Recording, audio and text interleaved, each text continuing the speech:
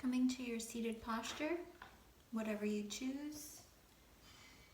Sitting down on a chair, laying down in Savasana, half lotus or full lotus.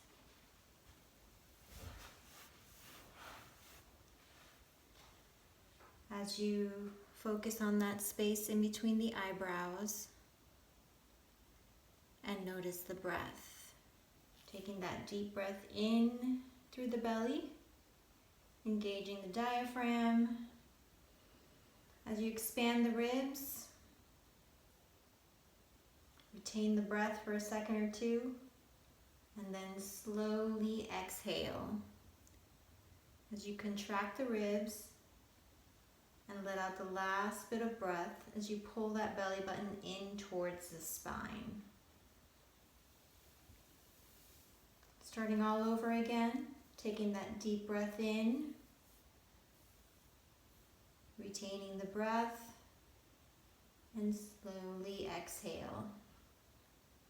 Allowing each breath to get heavier and heavier.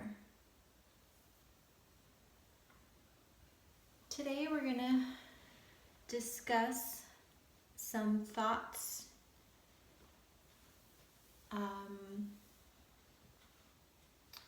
that have been brought to us by Peter Crone, also known as the Mind Architect. He is an internationally recognized mind-body wellness coach, spiritual teacher, and life transformation expert. He is a writer as well. He's working on a series of books that he hopes will inspire people to discover their true nature and create a life they absolutely love.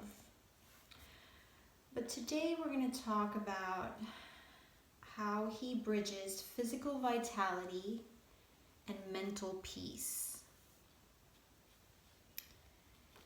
And the key to do that is by practicing emotional hygiene and learning how to stop the negative emotions and thoughts and anxieties you might be hoarding in your mind.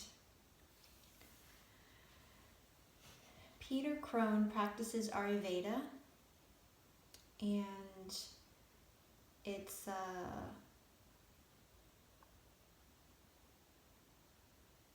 an Asian old practice. And basically he said that in practicing Ayurveda, the main idea behind it is to avoid accumulation. So in the physical aspect, you could consider it as eating too much spicy food and then getting acid reflux. But, the accumulation can happen physically, it can happen emotionally, it can happen mentally. So his practice, his emotional hygiene is to first and foremost avoid accumulation. And he says that if you do accumulate, if you like to accumulate things, that this may be from a mindset of scarcity. The second thing he recommends is learning how to reconcile loss and how to let go of failure. He says failure is an event. It is not a person. It is something that he never refers to in his life. He doesn't consider himself or his clients failures because that is not who they are.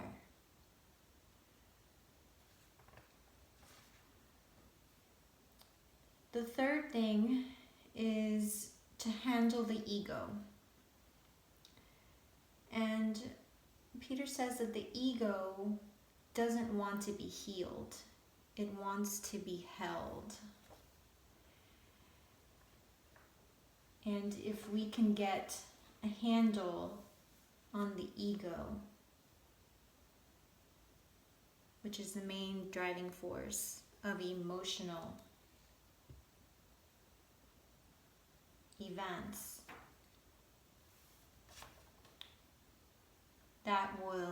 lessen the suffering.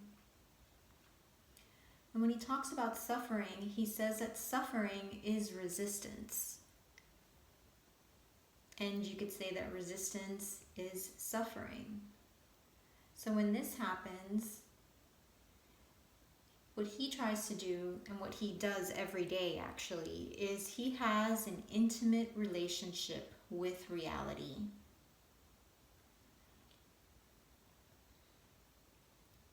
He doesn't believe in positive thinking, just get through the day just thinking positive thoughts all day. He says no, you have to have an intimate relationship with reality, understanding the circumstances for what they are. He says this will help you become sensitive to your suffering. In essence, he basically says if you're feeling a certain way, you're going to know to a certain degree what state you're in. If you're feeling sad, apathetic, resigned, or depressed, these are all indicators that you're in some form of resistance. Realizing that is actually a gift, because how else are you going to know what your relationship is with reality? Conversely, if you're feeling joy, freedom, or a sense of peace or love in your relationship, these are references to the soul or true essence of who you are. That is your guiding force, he says.